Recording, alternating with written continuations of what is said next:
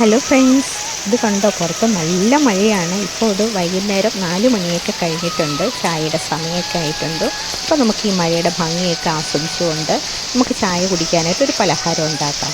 ഞാനിന്ന് ചക്കയുടെയാണ് ഉണ്ടാക്കാൻ പോകുന്നത്. അതിനായിട്ട് ഒരു കട്ടനും ചക്കയുടെയും കൂടെ കഴിച്ച് എന്തൊരു സൂപ്പർ ടേസ്റ്റാണെന്നറിയോ. ഈ മഴയും കണ്ടുകൊണ്ട് കറുവപ്പട്ടയൊക്കെ ഇട്ട് വെച്ച് നല്ല ചൂടുള്ള ഒരു കട്ടൻ ചായയും എള്ളൊക്കെ ഇട്ടെടുത്ത് വെച്ച ചക്കയുടെയും എങ്ങനെ ഉണ്ടാക്കും നോക്കാം. ഇതിനായിട്ട് ഞാൻ കുറച്ച് ചക്ക എടുത്തിട്ടുണ്ട്. ഇതിവിടെ ഉണ്ടായ ചക്കയാണ്, വരിക്കച്ചക്കയാണ്. നമ്മൾ അട ഉണ്ടാക്കാം. വരിക്കച്ചക്ക തന്നെ എടുക്കണം. മധുരം ഇതിനൊരല്പം കുറവാണ്, മഴയുള്ളത് കൊണ്ട്. ഇപ്പോൾ ചക്ക എനിക്കിപ്പോഴാണ് എല്ലാ ചക്കയായി വരുന്നത്. ഓരോ ദിവസവും 2-3 ചക്ക വെച്ച് താഴെ വീഴും. എല്ലാം ഒന്നും ഞാൻ എടുക്കത്തൊന്നുമില്ല, ഇവിടെ ചുറ്റുവട്ടത്തൊക്കെ കൊടുത്ത് തീർക്കുകയാണ്. അതുകൊണ്ട് ഇതിന് ഇച്ചിരി കളറും ഇത്തിരി കുറവാണ് കേട്ടോ.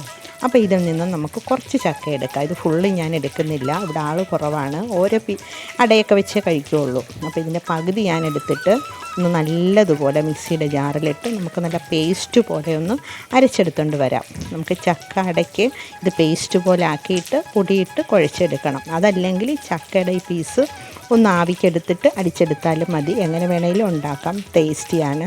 അപ്പോൾ ഞാൻ നന്നായിട്ട് അടിച്ചെടുത്തിട്ടുണ്ട്. അതിനകത്തേക്ക് 3-4 ഏലക്കയുടെ തരി കൂടെ ഇടുന്നുണ്ട്. പിന്നെ വേറെ എന്തെങ്കിലും ചുക്കുപൊടിയൊക്കെ ഫ്ലേവറിന് ഇടാൻ ഇഷ്ടമുള്ളവരാണ് അതും ഇടാം കേട്ടോ. പിന്നെ അതിനകത്തേക്ക് ഒരു 3 പിടി തേങ്ങാപ്പീര കൂടെ ഇടുകയാണ്. പിന്നെ കുറച്ച് ശർക്കര പാനി എന്ന് വെച്ചാൽ ഞാൻ ശർക്കര വെറുതെ ഉരുക്കി അരിച്ച് വെച്ചിട്ടുള്ളതാണ്, ഫ്രിഡ്ജിൽ വെക്കുന്നതാണ്. ഒത്തിരി പാനിയൊന്നുമല്ല. അതും കുറച്ചൊഴിച്ചിട്ട് ഒന്ന് അടിച്ചെടുക്കുകയാണ്. കുറച്ച് ഒഴിക്കുന്നുണ്ട്, ബാക്കി പൊടി ഇടുമ്പോഴത്തേക്ക് ബാക്കി ശർക്കരയും കൂടെ ഇട്ട് നമുക്കെടുക്കാം. അപ്പോൾ ഇതും കൂടി ഒന്ന് അടിച്ചെടുത്തിട്ട് വരാം. അതിന് ശേഷം ഇതിനെ ഒരു പാത്രത്തിലേക്ക് ഇട്ടിട്ട് പൊടിയിട്ട് നമുക്ക് മിക്സ് ചെയ്തെടുക്കാം കേട്ടോ. അപ്പം ഞാനിത് ശരിക്കും അടിച്ചെടുത്തിട്ടുണ്ട്. ഇനി ഇതൊരു ഇച്ചിരി വാവട്ടമുള്ള ഒരു പാത്രത്തിലേക്ക് ഇടാം. നമുക്ക് പൊടിയും കൂടി ഇട്ട് മിക്സ് ചെയ്തെടുക്കേണ്ടതല്ലേ. ഇതിന് ഇത്തിരി മധുരം കുറവാണ്. അപ്പം ഞാൻ കുറച്ചുകൂടി ശർക്കരയുടെ പാനി ഒഴിച്ച് കൊടുക്കുകയാണ്. അപ്പോൾ ഇതിന് പ്രത്യേകിച്ച് കണക്കൊന്നുമില്ല, നമുക്ക് മധുരത്തിന് ആവശ്യത്തിനനുസരിച്ച് നമുക്ക് ഒഴിച്ചു കൊടുക്കാം. ഒരുപാട് ലൂസാവരുത്. പിന്നെ ഇതിനകത്തേക്ക് ഒരു 1/2 ടീസ്പൂൺ ഉപ്പ്, അതായത് മധുരവും ഉപ്പും കൂടെ ചെല്ലുമ്പം പ്രത്യേകിച്ച് ഇതൊന്ന് ബാലൻസ് ചെയ്യാൻ ഇതിൻ്റെ മധുരം കേട്ടോ. അപ്പം ഉപ്പ് തീർച്ചയായിട്ടും ഇടണം, നമ്മൾ പൊടിയും കൂടെ ഇടുന്നതല്ലേ, അതുകൊണ്ട് ഉപ്പിട്ടിട്ടുണ്ട്. ഇനി ഇതിനെ എന്ത് ചെയ്യണം, നമ്മൾ ഫ്രിഡ്ജിൽ ഇരുന്ന ശർക്കരയൊക്കെ അല്ലേ ഒഴിച്ചത്. അപ്പോൾ ഇതിനെ ഒന്ന് ചെറുതായിട്ടൊന്ന് തിളപ്പിച്ചെടുക്കാം. ജസ്റ്റ് ഒരുപാടൊന്നും കുറുക്കുകയൊന്നുമില്ല. ഞാനിങ്ങനെ ഉണ്ടാക്കുന്ന കേട്ടോ. ഓരോരുത്തരും ഓരോ രീതിയിൽ അട ഉണ്ടാക്കും. എങ്ങനെ ഉണ്ടാക്കിയാലും അട ടേസ്റ്റാണ്. അപ്പോൾ ഞാനിതിനെ ഒന്ന് അടപ്പേ വെച്ചു ചെറിയൊരു തീയിൽ ഒന്ന് ഒരു 2-3 മിനിറ്റ് ഒന്ന് തിളപ്പിച്ചെടുക്കുകയാണ്. അതിന് ശേഷം ഇത് ഓഫ് ചെയ്തിട്ട് അതിലേക്ക് ഞാനൊരു ടീസ്പൂൺ നെയ്യ് കൂടി ഒഴിക്കുന്നുണ്ട്. തണുത്തതിന് ശേഷം നമുക്ക് തണുത്തെന്ന് വെച്ചാൽ ഫുള്ളായിട്ട് തണുക്കണ്ട, ചെറിയൊരു ചൂടോടുകൂടി അതിനകത്തേക്ക് പൊടിയിടാം. ഗോതമ്പ് പൊടി ഇട്ടുള്ള ചക്കയുടെയാണ് ഉണ്ടാക്കുന്നത്. നെയ്യാണ് ഒഴിക്കുന്നത്. അത് കട്ടയായിട്ടിരിക്കുന്നതുകൊണ്ട് അങ്ങനെ ഇരിക്കണം കേട്ടോ. അതും കൂടെ ഇട്ടൊഴിച്ചിട്ട് നന്നായിട്ട് മിക്സ് ചെയ്തെടുക്കാം. ഓഫ് ചെയ്തിരിക്കുകയാണ്. ഇപ്പോൾ ഒരുവിധം തണുത്ത് വന്നിട്ടുണ്ട്. ഇനി ഇതിനകത്തേക്ക് ഗോതമ്പ് പൊടി ഇടാം. ആശീർവാദിൻ്റെ ആട്ടപ്പൊടിയാണ് ഇടുന്നത്. അരിപ്പൊടി കൊണ്ടും നമുക്ക് ഉണ്ടാക്കിയെടുക്കാം. പിന്നെ ഇത് അടപ്പേ വെച്ചു തിളപ്പിച്ചതിന് ശേഷം അതിനകത്ത് പൊടിയിട്ട് കുറുക്കി അട ഉണ്ടാക്കുന്നവരുണ്ട് കേട്ടോ. അപ്പോൾ ഇതിനകത്തേക്ക് ഞാൻ ഈ പാക്കറ്റിലെ പൊടി മുഴുവനും ഇടുന്നുണ്ട്. കുറേശ്ശെ വീതം ഇട്ട് ഇളക്കി നോക്കിയിട്ട് വേണം നമ്മൾ പൊടിയിട്ട് കൊടുക്കാൻ. ഇത് ലൂസാണെങ്കിൽ പൊടിയിട്ട് ഒന്ന് ഇച്ചിരി ടൈറ്റ് ആകുന്ന വരെ, ഒരുപാട് ടൈറ്റ് ആവണ്ട, ഒത്തിരി ജ്യൂസും വേണ്ട. ഇലയിൽ വെച്ച് നമുക്ക് എടുക്കാനുള്ളതല്ലേ. അപ്പം ഞാൻ കുറേശ്ശെ വീതം ഇട്ട് അതിനെ ഒന്ന് ഇളക്കിയെടുത്തിട്ട് വരാം കേട്ടോ.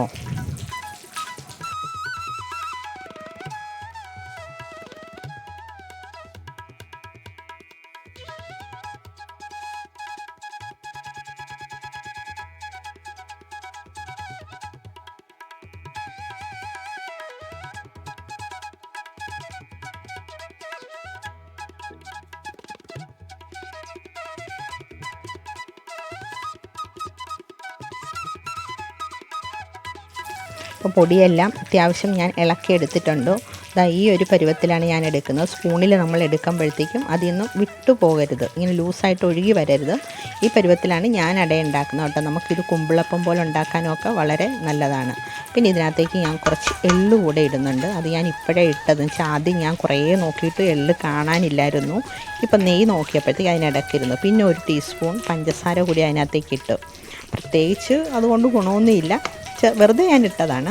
അപ്പോൾ ഇതെല്ലാം കൂടി ഇട്ട് നമുക്കൊന്നുകൂടി ഇളക്കിയിട്ട് വരാം. ഈ സ്പൂൺ കൊണ്ട് ഇളക്കാൻ പറ്റില്ല, ഞാൻ കൈ കൊണ്ടൊന്ന് ശരിക്ക് ഇളക്കിയിട്ട് വരാം കേട്ടോ.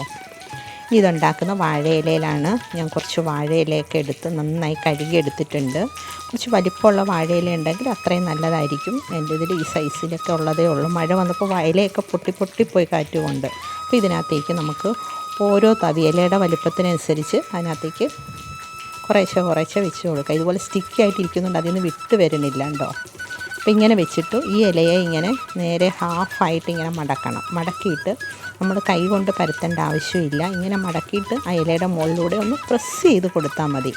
അപ്പോൾ ഇതെല്ലായിടത്തും ഒന്ന് ഒരേപോലെ ആയിക്കോളൂ കേട്ടോ. അതിൻ്റെ പുറത്തേക്ക് പോകുന്നതിന് തൊട്ട് മുന്നേ നമുക്ക് നിർത്താം. നല്ല നൈസായിട്ടുള്ള അട കിട്ടും, നല്ല ടേസ്റ്റുമായിരിക്കും. നമുക്കിങ്ങനെ പതുക്കെ തുറന്ന് നോക്കിയാൽ മതി അതെല്ലായിടത്തും ആയിട്ടുണ്ടോയെന്ന്. ഇങ്ങനെ എല്ലാ ഇലയിലും നമുക്ക് ഈ മാവൊന്ന് പരത്തിയെടുക്കാം. എന്നിട്ട് നമുക്കിതിനെ സ്റ്റീം ചെയ്ത് വേവിച്ചെടുക്കാം.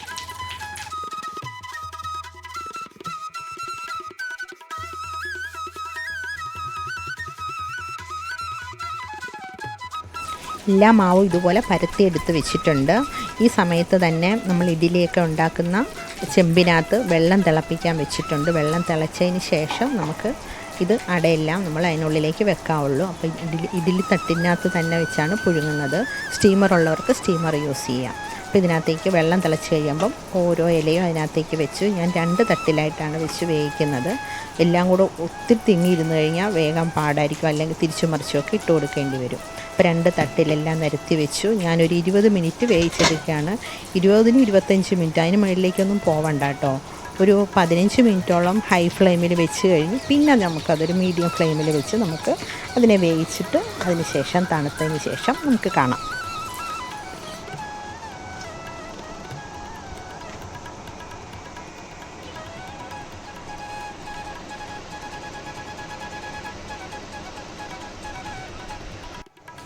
ഇരുപത് മിനിറ്റ് കഴിഞ്ഞിട്ടുണ്ട്. ഒന്ന് തുറന്ന് നോക്കാം. ഞാൻ ഓഫ് ചെയ്തിട്ടില്ല തീ.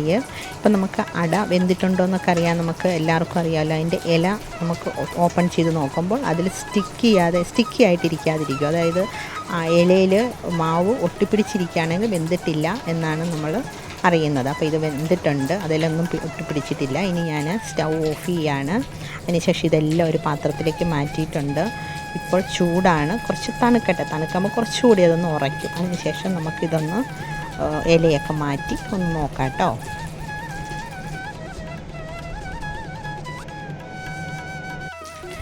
ഒരുവിധം ചൂടൊക്കെ മാറിയിട്ടുണ്ട്. ഇനി നമുക്കൊരു അടയൊന്ന് എടുത്തു നോക്കാം. ഇതാ ചെറിയൊരു ചൂടേ ഉള്ളൂ. ഇതാ നോക്കിക്കേ, എന്ത് സോഫ്റ്റായിട്ടുള്ള അടയാണിത്. ആ പേപ്പർ പോലെ കയ്യിൽ നൈസാണ്, നന്നായിട്ട് വെന്തിട്ടുണ്ട്. ആ എള്ളൊക്കെ ഇരിക്കുന്ന കാണാനായിട്ട് എന്തൊരു ഭംഗിയുണ്ടല്ലേ, നല്ല സ്മെല്ലും ഉണ്ട്, നെയ്യൊക്കെ ചേർന്നുകൊണ്ട്. അപ്പോൾ ഇതെല്ലാം നമുക്ക് ഒരു പാത്രത്തിലേക്ക് ഇട്ട് വെച്ചിട്ട് നമുക്ക് ചായയുടെ കൂടെ കഴിക്കാം. ഞാൻ കട്ടൻ ചായയാണ് ഇവിടെ ഇടുന്നത്, മധുരയിടാത്ത കട്ടൻ ടീ ആട്ടോ. നല്ല ടേസ്റ്റാണ്.